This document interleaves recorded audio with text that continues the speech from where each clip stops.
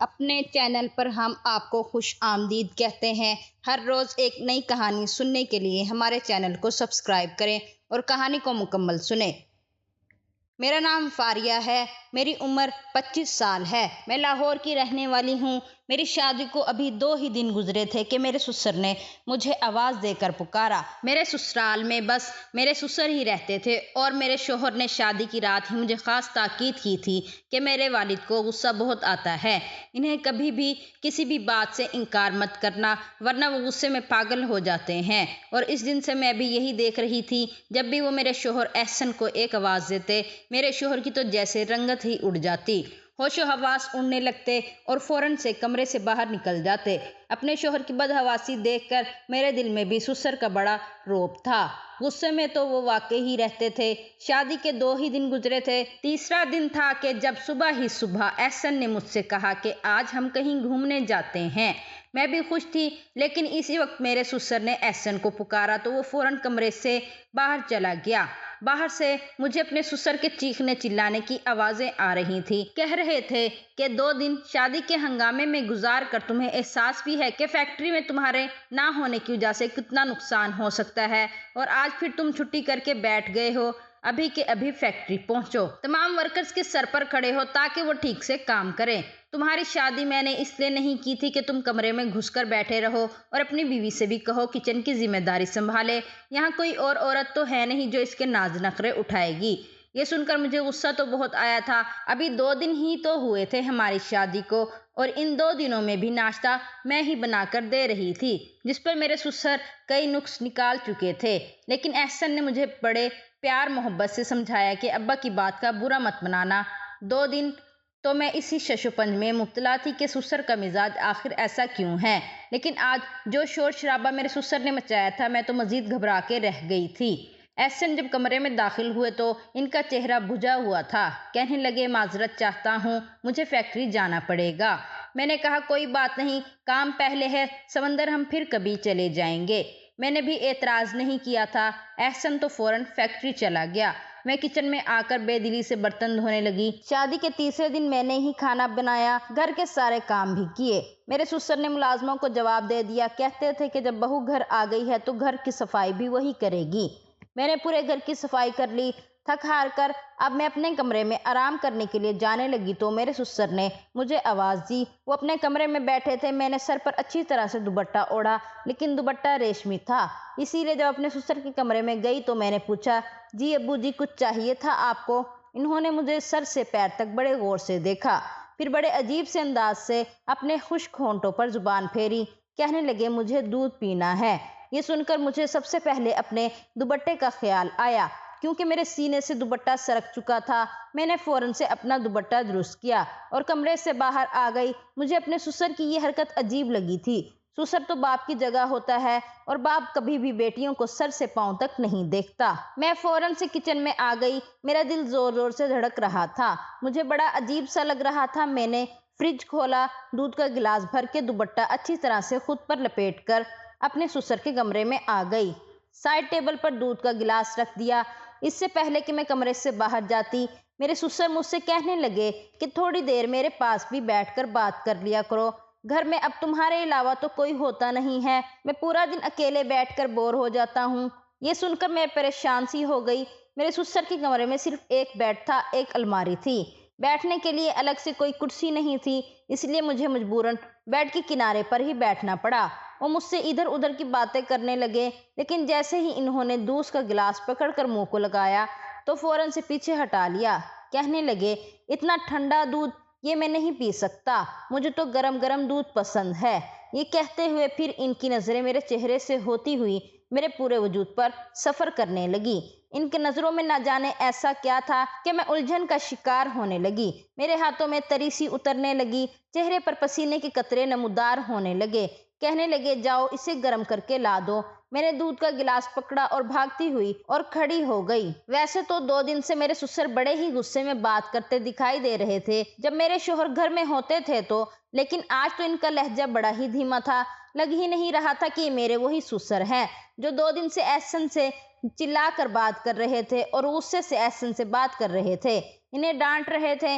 میں نے دودھ کو پتیلی میں ڈال کر ذرا سا گرم کیا اور پھر سے گلاس میں ڈال کر اپنے سسر کے پاس آ گئی۔ جیسے ہی میں نے گلاس ان کے آگے بڑھایا، انہوں نے گلاس کے ساتھ میرا ہاتھ بھی تھام لیا۔ مجھے تو جیسے پورے وجود میں کرنٹ سا لگا۔ میں نے فوراً گھبرا کر ہاتھ پیچھے کرنا چاہا تو انہوں نے میرا ہاتھ چھوڑ دیا۔ میں کمرے سے باہر جانے لگی تو کہنے لگے، ارے باہر کہاں جا رہی ہو؟ یہاں بیٹھو نا میرے پاس، مجھ سے باتیں کیا کرو۔ یہ تنہائی کا ناک تو مجھے اب اور بھی زیادہ ڈسنے لگا ہے۔ یہ کہہ کر انہوں نے ٹھنڈی آہ بھری۔ مجھے تو ان کی یہ بات سن کر عجیب سا محسوس ہونے لگا تھا۔ پھر کہنے لگے، تم نے اپنی شادی کے اگلے روز فیروزی رنگ کا فینسی جوڑا پہنا تھا، بڑا جچ رہا تھا تم پر، آج شام کو وہی پہن لینا۔ یہ سن کر بھی مجھے برا لگا۔ یہ فرمائش احسن کو مجھ سے کرنی چاہیے تھی، نہ کہ میرے سسر کو۔ اب تو میرے سسر نے روز کا تماشا ہی پکڑ لیا تھا۔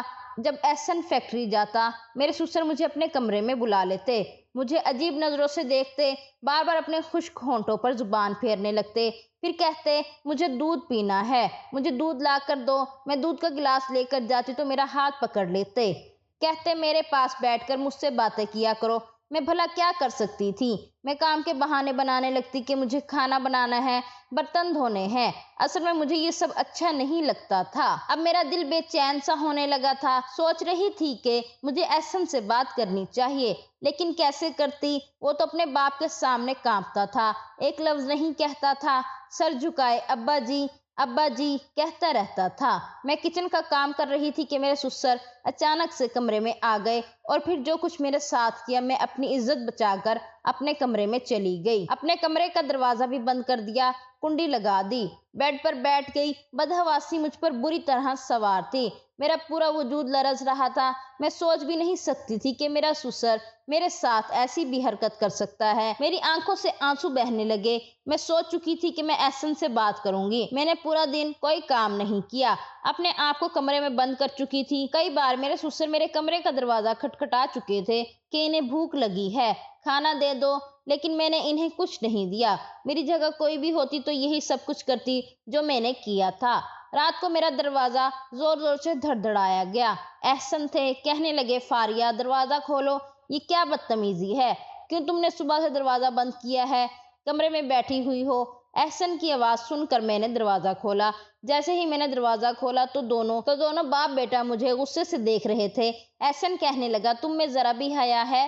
میرا باپ صبح سے بھوکا بیٹھا ہوا ہے اور تم نے انہیں روٹی تک نہیں دی۔ انہیں شوگر کا مرض ہے، اگر ان کی طبیعت خراب ہو جاتی تو ان کا ذمہ دار کون ہوتا؟ میں نے کہا، میں ان کی ذمہ داری نہیں سنبھال سکتی، بہتر ہے کہ آپ کوئی اور انتظام کر لیں۔ میرا یہ کہنا تھا کہ احسن غصے سے بھڑک اٹھا، کہنے لگا، یہ کیا بدتمیزی ہے؟ پیچھے سے میرا سسر کہنے لگا، دیکھ رہے ہو تم، ابھی جمعہ 8 دن نہیں ہوئے اسے آئے ہوئے اور اس نے اپنے رنگ بھی دکھانے شروع کر دیے۔ مجھے پہلے ہی پتا تھا کہ یہ لڑکیاں شادی کے بعد کیا کرتی ہیں اور الگ ہونے کے خواب پہلے ہی آنکھوں میں سجا لیتی ہیں۔ احسن کہنے لگا کہ آج تو تم نے یہ بات کہہ دی، آئندہ اگر کہی تو ہاتھ میں طلاق نامہ پکڑا کر تمہیں رخصت کر دوں گا۔ یہ سننا تھا کہ میرا رنگ اڑ گیا۔ میرے والد کی پہلے 5 بیٹیاں تھیں، وہ سفید پوش انسان تھے، بڑی مشکل سے جہیز اکٹھا کر کے ایک ایک بیٹی کی شادی کر رہے تھے۔ میری ماں بھی مجھے رخصتی کے وقت کہہ چکی تھی کہ کبھی بھی لڑ کر ہمارے گھر پر مت آنا، اپنے شوہر اور سسر کی ہر بات ماننا، اپنا گھر بسانے کی کوشش کرنا، لیکن جو کچھ میرا سسر چاہتا تھا وہ میں نہیں کر سکتی تھی۔ اس کی غلط حرکتیں، اس کی بے باکی گستاخیاں دن بدن بڑھتی جا رہی تھی۔ اس وقت احسن جتنے غصے میں تھے، میں انہیں سچ بتاتی تو وہ یقیناً مجھے ہی جھوٹا کہہ دیتے۔ میں نے کوئی جواب نہیں دیا، جا کر بیڈ پر بیٹھ گئی۔ میرے سسر کہنے لگے، احسن، اس کو آخری بات سمجھا دو، اس کا دماغ درست کر دو، ورنہ میں پھر اس کی ماں سے جا کے بات کروں گا، اس کے باپ سے کہوں گا کہ سنبھالیں اپنی بیٹی کو۔ یہ کہہ کر وہ غصے سے چلے گئے۔ میں نے ایک غصیلی نظر اپنے سسر پر ڈالی تھی۔ احسن کہنے لگے، مسئلہ کیا ہے تمہارے ساتھ؟ تمہارے سر پر کون سے 10 افراد کا بوجھ ہے جو تم سے سنبھالا نہیں جاتا؟ ارے میرا ایک ہی تو باپ ہے، نہ ماں ہے نہ کوئی بہن بھائی۔ ایسی زندگی کی تو لڑکیاں خواہش کرتی ہیں جہاں ان کے سر پر کوئی ذمہ داری نہ ہو۔ میں نے کہا کہ کاش میری ساس اور دیور اور نندے ہوتی تو میں آج ان مسائل سے نہ گزرتی جن سے اب گزر رہی ہوں۔ میری بات پر وہ مجھے غصے سے دیکھنے لگے، کہنے لگے ایسے کون سے مسئلے پیدا کر دیے ہیں میرے باپ نے تمہارے سر پر؟ صرف 2 وقت کی روٹی تو دینی پڑتی ہے نا، وہ بھی تمہیں بوجھ لگ رہی ہے۔ دیکھو میں اپنے گھر میں فساد نہیں چاہتا، میں فیکٹری سے تھکا ہارا آتا ہوں اور آتے ہی یہ سب کچھ نہیں دے سکتا۔ مجھے سکون چاہیے، میں نے شادی سکون حاصل کرنے کے لیے کی ہے، نہ کہ یہ فسادات دیکھتا پھروں۔ میں نے کہا احسن ایسا کرو کہ اپنے باپ کی شادی کروا دو۔ میرا یہ کہنا تھا کہ ایک زوردار تھپڑ احسن نے میرے منہ پر مارا تھا۔ کہنے لگا شرم نہیں آتی تمہیں ایسی بات کرتے ہوئے؟ یہ میرے باپ کی عمر ہے شادی کی، کیا میرے باپ کی 2 روٹیاں بھی تم پر اتنی بوجھ بن گئی ہیں جو تم پکا نہیں پا رہی؟ میں نے کہا تم میری بات نہیں سمجھ رہے ہو احسن۔ وہ کہنے لگا یہ کون سی بات ہے جسے میں سمجھوں؟ بے تکی سی بات ہے یہ، میرے باپ کی عمر 70 سال ہے، قبر میں پاؤں ہے، شوگر بلڈ پریشر کے مریض ہیں، اور تم چاہتی ہو اس عمر میں میرا باپ ایک عورت کی ذمہ داری سنبھالے؟ اب میں انہیں کیا بتاتی کہ ان کا باپ اپنے ہی بیٹے کی بیوی پر نظر رکھے ہوئے ہیں۔ میں نے کہا کہ آپ شادی کروا دیں، میں آپ کے باپ اور ماں دونوں کو سنبھال لوں گی۔ میری بات پر وہ طنزیہ مسکرائے، کہنے لگے میرے ایک باپ کی 2 روٹیاں تم سے پکائی نہیں جا رہی، تم میری سوتیلی ماں کو سنبھالو گی؟ دیکھو یہ گھر، کاروبار، یہ فیکٹری سب کچھ میرے ابا کے نام ہے، اگر ان کی کوئی بیوی کی حیثیت سے آ گئی تو وہ سب کچھ اپنے قبضے میں کر لے گی، مجھے اور تمہیں دھکے مار کر نکلوا دے گی اس گھر سے۔ ابا کے غصے سے تم اچھی طرح واقف ہو، جب غصے میں آتے ہیں تو کسی کا لحاظ نہیں کرتے، میں چپ چاپ ان کی سنتا ہوں۔ اب دوبارہ سے ابا کی شادی کا نام مت لینا۔ یہ کہہ کر وہ کمرے سے باہر نکل گیا۔ اب میں سوچ میں پڑ گئی کہ میں کیا کروں۔ میں اپنے سسر کی اس طرح کی حرکتیں برداشت نہیں کر سکتی تھی، اور میں کے جانے کا مطلب تھا کہ میں اپنا گھر برباد کر بیٹھتی۔ ہم لڑکیاں بھی کتنی مجبور ہوتی ہیں اپنا گھر بسانے کے لیے، کیا کچھ ہمیں برداشت نہیں کرنا پڑتا؟ اب میں طلاق لے لیتی تو دوبارہ میری شادی کا سوال ہی پیدا نہیں ہوتا تھا۔ اگر میں طلاق یافتہ ہو جاتی تو میری چھوٹی بہنوں کے بھی رشتے نہ ہوتے۔ میں ٹپ ٹپ آنسو بہاتی اپنے دوپٹے سے صاف کرنے لگی کہ فوراً سے احسن کی آواز آ گئی۔ کہنے لگے فاریہ باہر آؤ، جلدی سے آملیٹ اور پراٹھے بنا کر دو، ابا کو بازار کا کھانا ہضم نہیں ہوتا۔ میں نے باہر آ کر آملیٹ اور پراٹھے بنائے اور کمرے میں آ گئی۔ میں نے اس رات کھانا بھی نہیں کھایا، لیکن احسن نے ایک بار بھی مجھ سے یہ نہیں کہا کہ تم بھی پورے دن کی بھوکی ہو، کھانا کھا لو۔ مرد کبھی بھی عورت کی پرواہ نہیں کرتا، بس اسے اپنے کاموں سے مطلب ہوتا ہے۔ احسن کا شمار بھی ایسے ہی مردوں میں سے ہوتا تھا۔ میں نے اس کے بعد اپنے لب بند کر لیے۔ احسن جب فیکٹری چلے گئے تو میرا سسر مجھے آوازیں دینے لگا۔ میں بڑی مجبوری اور بے بسی میں ان کے کمرے تک گئی۔ مجھے دیکھ کر وہ تمسخرانہ ہنسنے لگا۔ تم کیا سمجھتی تھی تمہارے حسن کا جادو میرے بیٹے کے سر پر چڑھ گیا ہوگا اور تمہاری خاطر وہ مجھے چھوڑ دے گا، مجھ سے الگ ہو کر تمہیں ایک الگ گھر لے کر دے گا؟ اپنی سوچ کو بدل لو تو بہتر ہے۔ میں نے اس کے پر اچھی طرح سے کاٹ رکھے ہیں، وہ چاہ کر بھی کہیں نہیں جا سکتا اور نہ ہی تم جا سکتی ہو۔ میں نے اسی لیے کسی امیر گھرانے کی لڑکی سے اپنے بیٹے کی شادی نہیں کی کہ کہیں وہ میرے بیٹے کو اڑا کر نہ لے جائے۔ اس لیے تمہیں لے کر آیا تھا کیونکہ میں جانتا تھا کہ تمہارے باپ کے حالات ایسے نہیں کہ وہ تمہارا گھر بسانے کے بعد دوبارہ سے تمہیں اپنے گھر بٹھا سکے یا علیحدہ سے کوئی گھر دلا سکے۔ اب اگر تم چاہتی ہو کہ تمہاری زندگی آسان ہو تو تم وہی کرو جو میں تمہیں کہوں گا۔ میں بے حد پریشان ہو کر رہ گئی تھی۔ کہنے لگا جاؤ جا کر میرے لیے دودھ لے کر آؤ۔ یہ لفظ میرے اندر آگ لگا دیتے تھے۔ میرا جی چاہا کہ پٹرول ڈالوں خود پر اور اپنے آپ کو آگ لگا لوں۔ ایسی تذلیل مجھ سے برداشت نہیں ہوتی تھی۔ میں اب یہی کرتی تھی کہ کھانے پینے کی چیزیں اپنے سسر کے کمرے میں پہنچا کر فوراً باہر آ جاتی، نہ ان کے پاس بیٹھتی تھی نہ بات کرتی تھی، زیادہ تر وقت اپنے کمرے میں ہی گزارنے لگی تھی۔ ایک دن تو حد ہی ہو گئی، میرے سسر نے تو احسن کا بھی لحاظ نہیں کیا۔ رات کو کھانا کھا رہے تھے، میں نے اپنے سسر کی فرمائش پر گوشت کی بریانی بنائی تھی۔ بریانی بھی بہت اچھی بنی تھی۔ کھانا کھاتے ہوئے کہنے لگے کہ آج تو بہو نے میرا دل خوش کر دیا، بہت مزے کا کھانا بنایا ہے۔ احسن یہ سن کر مسکرانے لگے، مجھے تشکر بھری نظروں سے دیکھنے لگا، لیکن مجھے ذرا بھی خوشی نہیں ہوئی۔ پھر جیب سے میرے سسر نے 5000 کا نوٹ نکالا اور میری طرف بڑھا دیا۔ کہنے لگے یہ تمہارا انعام ہے، اسے رکھ لو۔ لیکن میں نے انکار کر دیا۔ میں نے کہا میں اپنا فرض نبھا رہی ہوں، مجھے یہ نہیں چاہیے۔ میرا انکار کرنا تھا کہ احسن مجھے گھورنے لگا، کہنے لگا اپنی خوشی سے دے رہے ہیں نا، انکار نہیں کرتے، رکھ لو پیسے۔ نہ چاہتے ہوئے بھی میں نے 5,000 کا نوٹ پکڑ لیا۔ میں برتن اٹھانے کے لیے جیسے ہی کھڑی ہوئی، میرا سسر بھی کھڑا ہو گیا، میری طرف بڑھ کر مجھے اپنے گلے سے لگا لیا اور میرے ماتھے پر بوسہ بھی دیا۔ میں تو یوں تھی کہ جیسے پتھر کا مجسمہ بن گئی۔ کہنے لگے میں تمہارے بدلے ہوئے رویے پر بہت خوش ہوں، ایسے ہی رہو گی تو بہت جلد میرے دل میں جگہ بنا لو گی۔ یہ کہہ کر وہ اپنے کمرے میں چلے گئے۔ میں احسن کو دیکھ رہی تھی جس کے چہرے پر کوئی بھی تاثرات نہ تھے، لیکن مجھے یہ چیز بہت بری لگی۔ میں نے کہا کہ یہ ابا کا کون سا طریقہ ہے؟ میں ان کی سگی بیٹی نہیں ہوں، ان کو چاہیے مجھ سے فاصلے سے بات کیا کریں۔ ان کا کیا حق بنتا ہے مجھے اپنے ساتھ لگائیں؟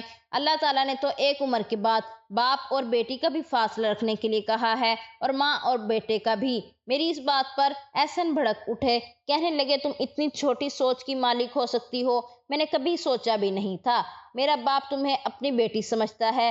کیا ہو گیا ہے جو انہوں نے تمہیں ذرا سا ساتھ لگا لیا، تمہارے سر پر پیار کر لیا؟ عجیب لڑکی ہو تم، بجائے اس کے کہ ابا کے دل میں جگہ بناؤ، تم ہر بات پر اعتراض کرتی ہو۔